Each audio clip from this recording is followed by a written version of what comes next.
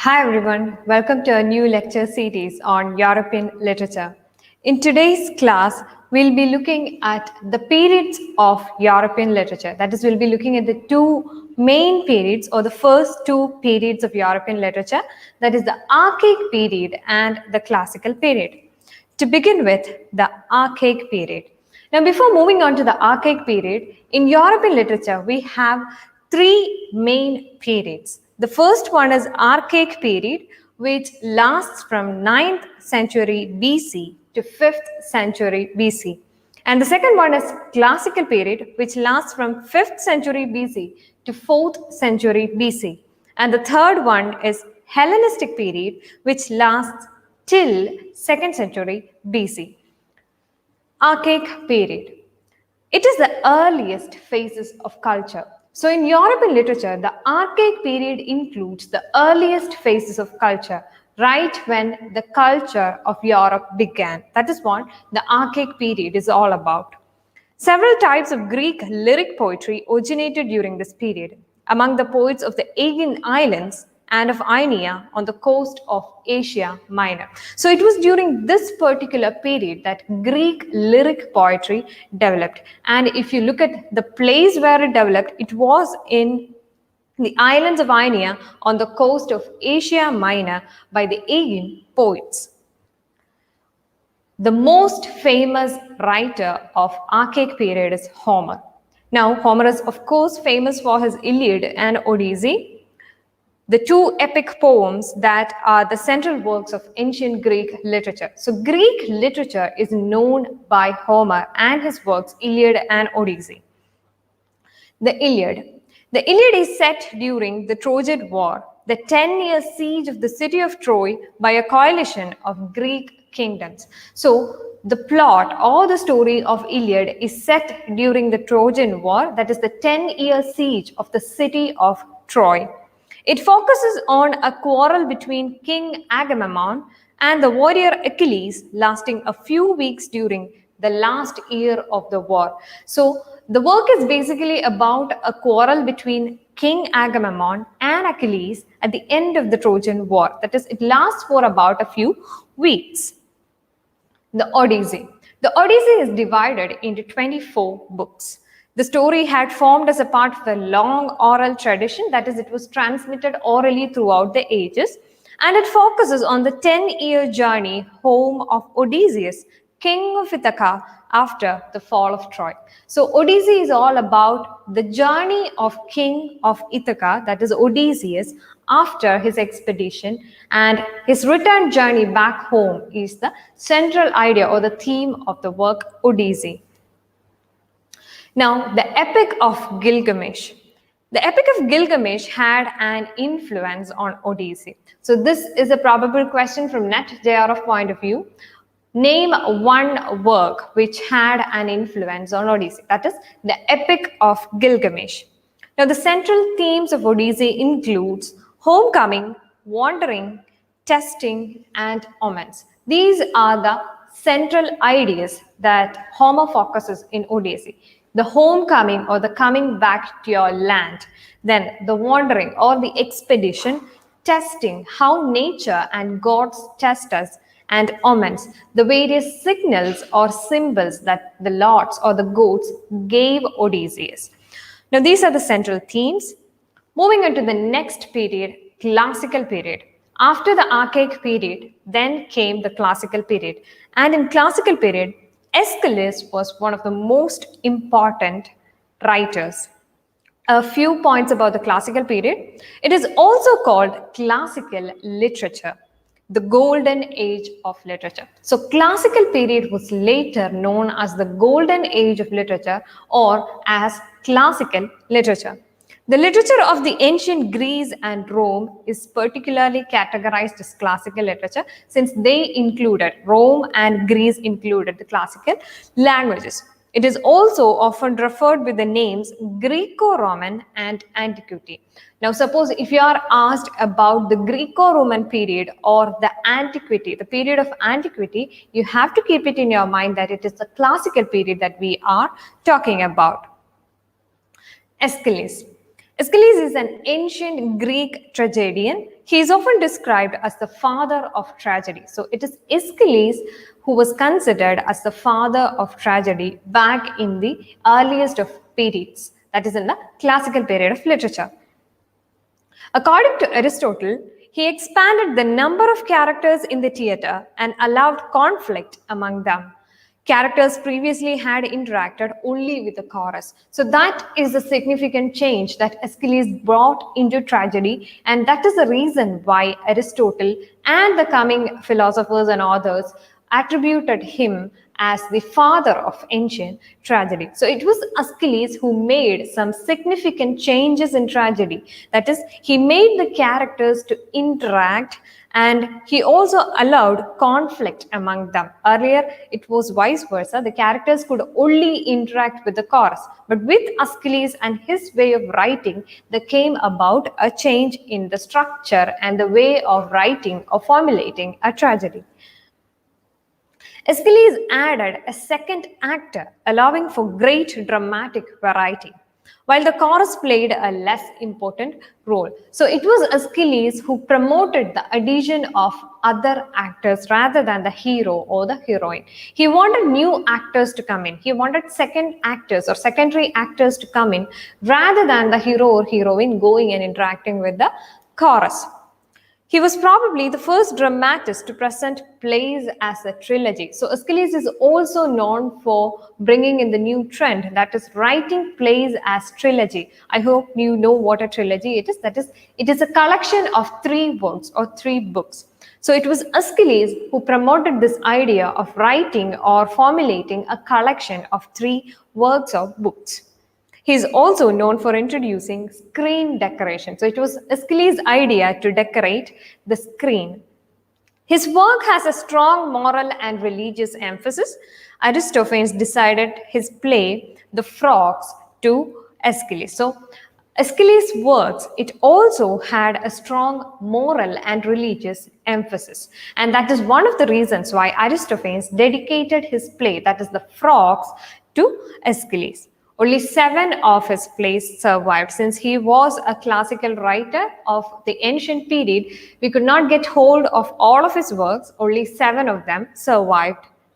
The Persians, that is the next work by Aeschylus, based on experiences in Aeschylus' own life, especially the Battle of Salamis. So the Persians is all about the Battle of Salamis and his own personal experiences. That is, Aeschylus' own personal experiences are described in detail in this work.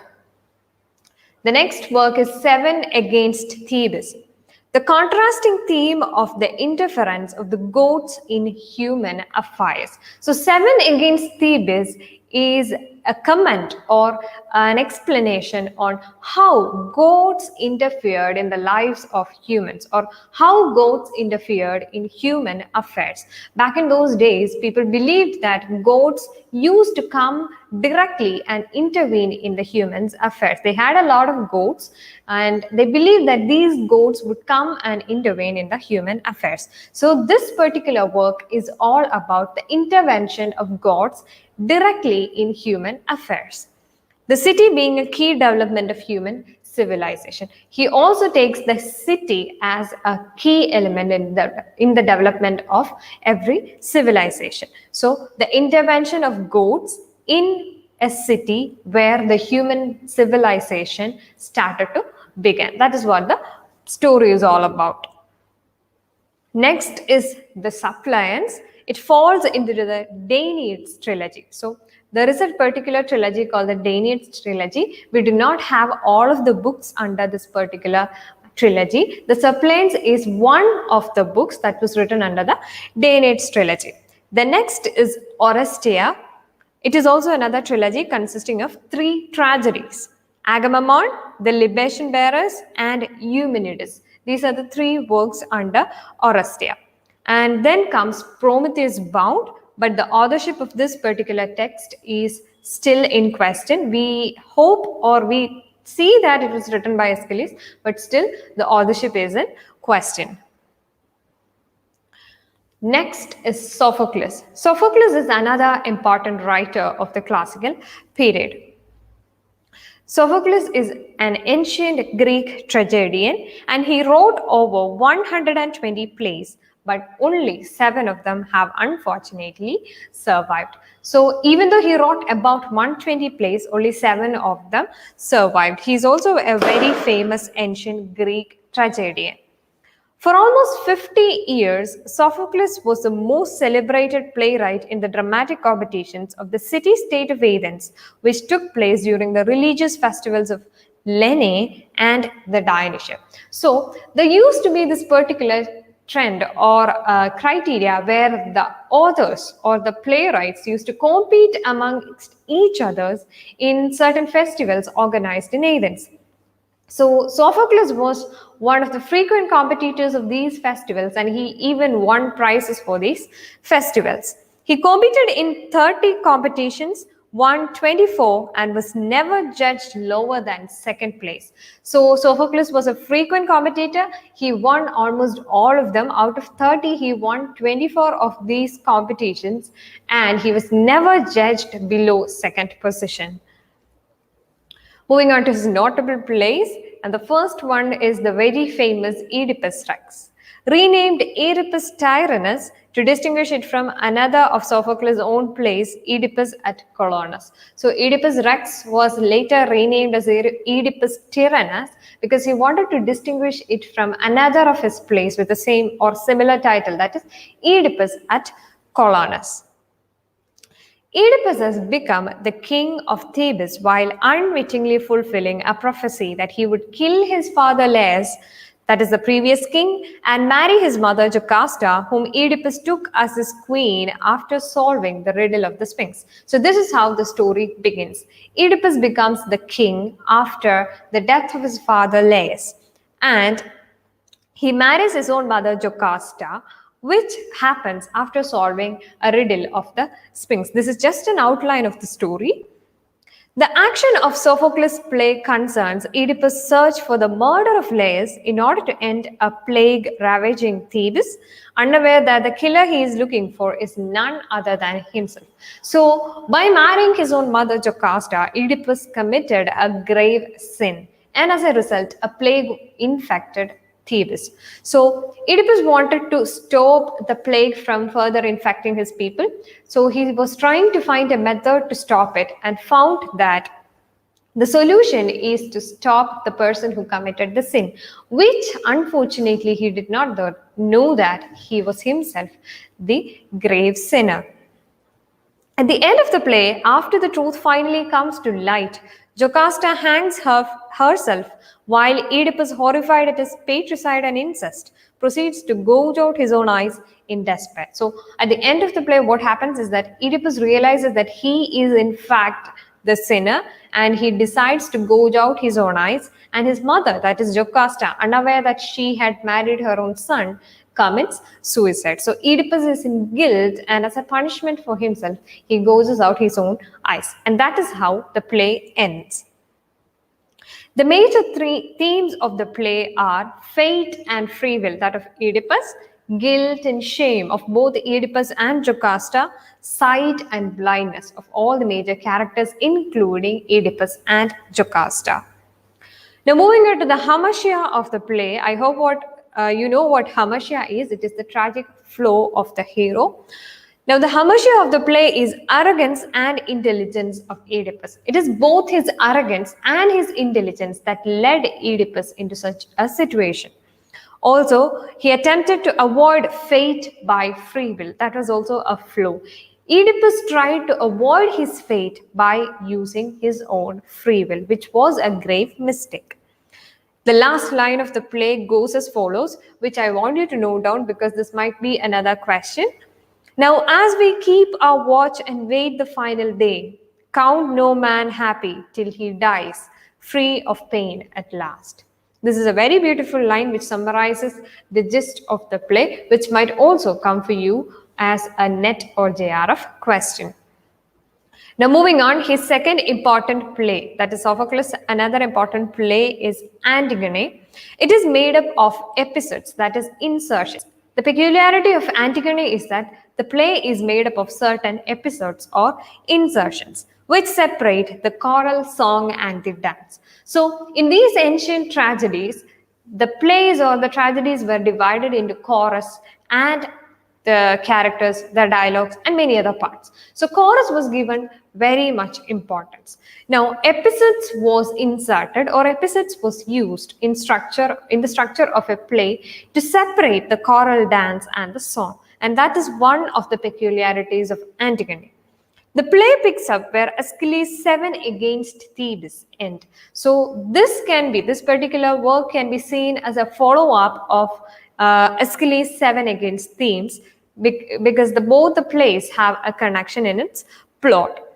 It includes the fight of the two daughters of Oedipus, that is Antigone and Ismene. So this particular play focuses on the fight of Oedipus' daughters. He had two daughters, that is Antigone and Ismene. Moving on, the play is about the aftermath of a civil war in which the two sons of Oedipus, that is Eteocles and Polynices, kill each other, where the new king and the successor Creon tries to punish Polynices for his disloyalty by not burying him properly. So the plot, as the plot revolves, we can also see a fight between two of Oedipus' sons, that is Eteocles and Polynices. And since Polynices they kill each other, and since he kills Eteocles, the new king and the successor, that is Creon, he decides to punish Polynices by not burying him properly. Now this comes as the main plot of Antigone. The next important writer of classical period is Euripides. Now, Euripides was a tragedian of classical Athens. His representation of traditional mythical heroes as ordinary people in extraordinary circumstances was noteworthy. So, even though Euripides was a classical tragedian, he was peculiar, or he was known for his representation of the traditional mythical heroes as ordinary people in extraordinary circumstances. Now that is something that is noteworthy, to represent traditional heroes as extraordinary people in traditional mythical heroes as ordinary people in extraordinary circumstances. Now, Euripides also has a title that is the most tragic of all poets. That might also be another question. Who is the most tragic of all poets? It is Euripides. He was, in fact, also known as the creator of that cage, which is the theatre of Shakespeare's Othello, in which imprisoned men and women destroy each other by the intensity of their loves and hates. So it was Euripides who created such a plot where men and women destroy each other with their unending love and hate, which later became a plot idea for William Shakespeare's Othello. Euripides demonstrated sympathy towards the underrepresented members of the society. He also, in fact, brought the underrated or the underrepresented people, ordinary people of the society, and tried to give them a voice through his plays. Now, other notable plays by Euripides. The first one is Medea, based upon the myth of Jason and Medea. The plot centers on the actions of Medea, a former princess of the barbarian kingdom of Sophocles and the wife of Jason. So the play, as its title suggests, is all about a princess, Medea. Medea finds her position in the Greek world threatened as Jason leaves her for a Greek princess of Corinth. So Jason is Medea's wife and he leaves the princess for another princess of Corinth. And as a result, Medea feels that her life is threatened. She takes vengeance on Jason by murdering Jason's new wife as well as her own children, that is her two sons, after which she escapes to Athens to start a new life. So that is how the plot of Medea revolves. In order to get vengeance upon Jason, Medea kills Jason's new wife and her own sons, her own two children she had with Jason, and then she escapes to Athens to start a new life. So that is the plot. Moving on, Hippolytus. Hippolytus is another play by Euripides. It is an ancient Greek tragedy based on the myth of Hippolytus, the son of Theseus. So, as the title again suggests, Hippolytus is all about the hero, Hippolytus, the son of Theseus. It was first produced in the city Dionysia of Athens in 428 BC. So, the play was first produced in the city of Dionysia in Athens in 428 BC. The setting is Troezen, a coastal town in the northeastern Peloponnese. So the setting, please note down the setting. It is in Troezen, which is a coastal town in the northeastern Peloponnese.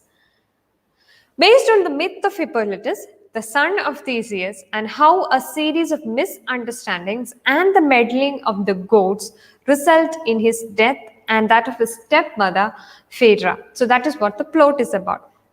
It deals with many misunderstandings and meddling of the gods, as I already mentioned.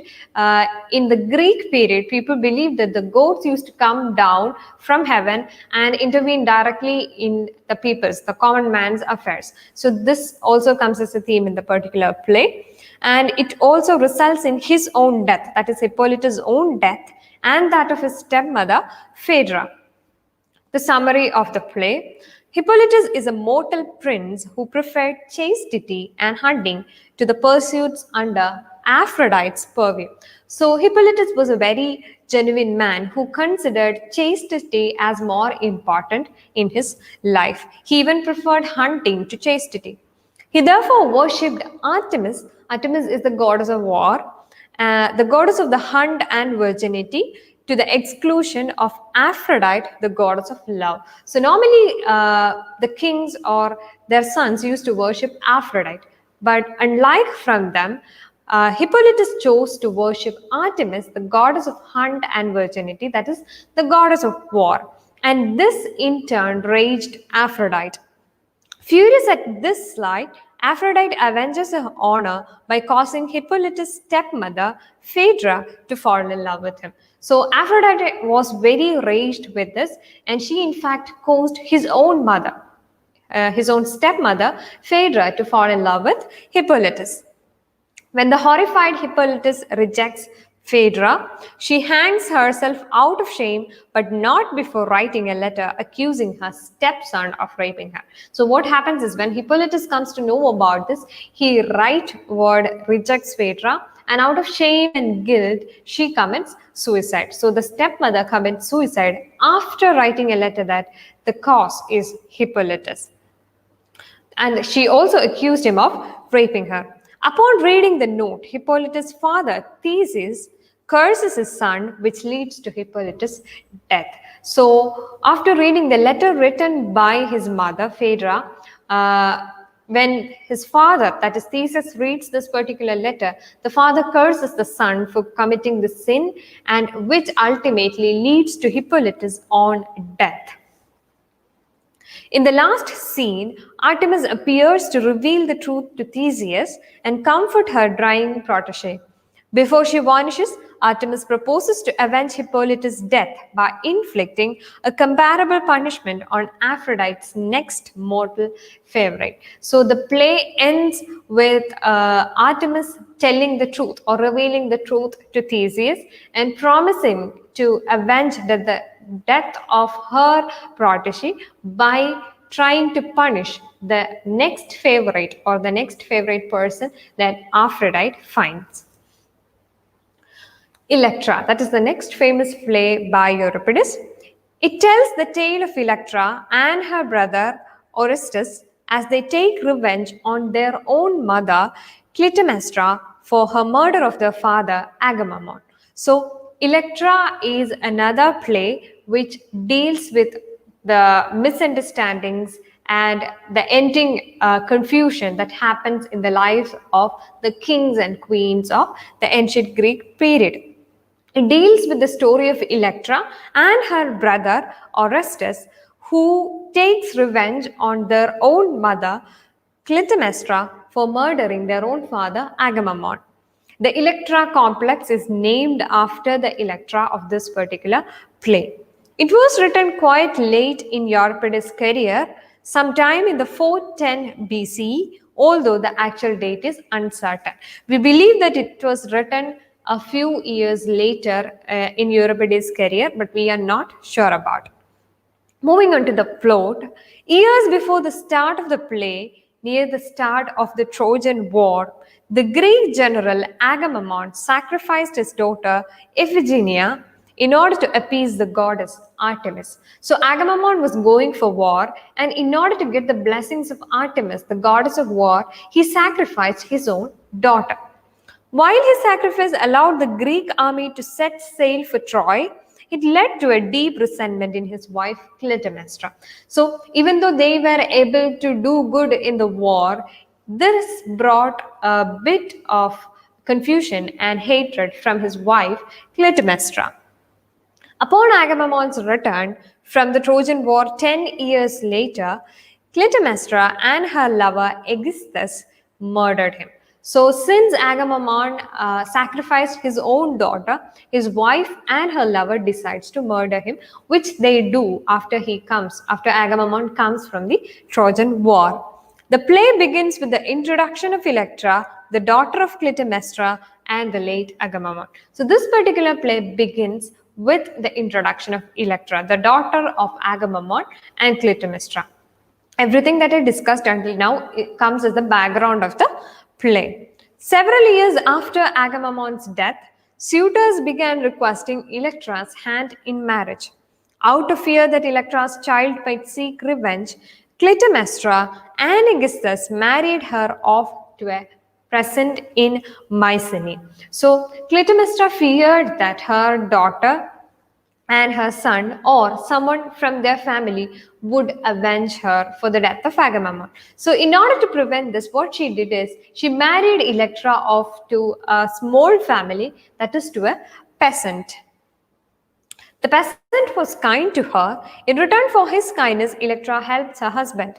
Despite her appreciation for her husband's kindness, she resents being cast out of her house. So they had a good time together, but Electra was always worried about the fact that she was cast out of her own home. Upon Agamemnon's murder, Clytemnestra and Aeschylus put Orestes, the other child of Clytemnestra and Agamemnon, under the care of King of Phocis, where he became friends with the king's son, Pylades. So, while Clytemnestra married off Electra to a peasant, she also put her son Orestes with the care of another king, where Orestes grows up and becomes friends with the king's own son, that is Pylades. Now, grown, Orestes and Pylades travel to Electra, keeping his identity hidden and claiming to be messengers of Orestes. They come to Electra hiding their own identity. He uses his anonymity to determine Electra's loyalty to him and Agamemnon before he reveals his plans for revenge. So Orestes has decided to take revenge on his mother for killing his father, and that is the reason why he came to find Electra. They plot the murder of both Aeschylus and Clytemnestra. Orestes goes to confront Aeschylus, and Orestes and Pylades return bearing Aeschylus' body. So Orestes and Pylades go and murder Aeschylus, that is a lover of Clytemnestra. While when Clytemnestra arrives, Orestes and Electra lure her into the house and thrust a throat into her throat. So when Clytemnestra comes to visit Electra, both Orestes and Electra puts a sword in her throat and kills her. The two leave filled with grief and guilt. Clytemnestra's brothers appear and tell Electra and Orestes that their mother received just punishment, but the matricide was still a shameful act. So even though it was a just punishment, both Electra and Orestes felt that they are guilty because they did a very shameful act. They instruct the siblings on what they must do to atone and purge their souls. So the brothers of Clytemnestra, they come and instruct both Electra and Orestes how to purge their sins. And that is how the play ends. The next is Trojan women. It was first presented at the city Dionysia in 415 BCE. along with two other unconnected tragedies, that is Alexandros and Palamedes, and the comedic satire play, that is Sisyphus. So the Trojan women was also presented at the festival of Dionysius in 415 BCE, and it has other unconnected tragedies with it, that is Alexandros and Palamedes, along with the comedic satire play Sisyphus. So please keep the names of these plays in your mind. This might be a question for your NET or JRF examination. It follows the fates of Hecuba, Andromache, Cassandra, and the other women of Troy after the city has been sacked, their husbands killed, and the remaining families about to be taken away as slaves. So this particular work deals with the plight of the women and how they are affected by the war. It deals with the themes of killing of husbands and how the remaining families or how the remaining family members are taken away as slaves, and how the women of that particular period cope up with these adversities. It runs parallel to the events in Euripides' play Hecuba and is considered as one of Euripides' greatest works and among the best anti-war plays ever written. So this is known as one of the best anti-war plays ever written. We have many anti-war plays which came afterwards in the Western literature, but Euripides, this play is considered as one of the best anti-war plays of all time. The next one is Bacchae, and this is the final work of Euripides that we know about. The Bacchae, also known as the Bacchantes, is considered as one of the greatest of all Greek tragedies. Now, the Bacchae is considered as one of the greatest of all Greek tragedies because it was probably written as early as around 410 BCE, but only premiered posthumously in the festival of City Dionysia in 405 BC. It was a very ancient play which was found and premiered only later in the city festival of Dionysia. The story is based on the myth of King Pentheus of Thebes and his mother Agave, who are punished by the god Dionysius, who is also known to the Greeks as Bacchus, for refusing to worship him. So the story revolves around the punishment of Dionysius, the Greek god of wine and merrymaking, who decides to punish the king Pentheus of Thebes and his mother Agave because they were not ready to worship Dionysius.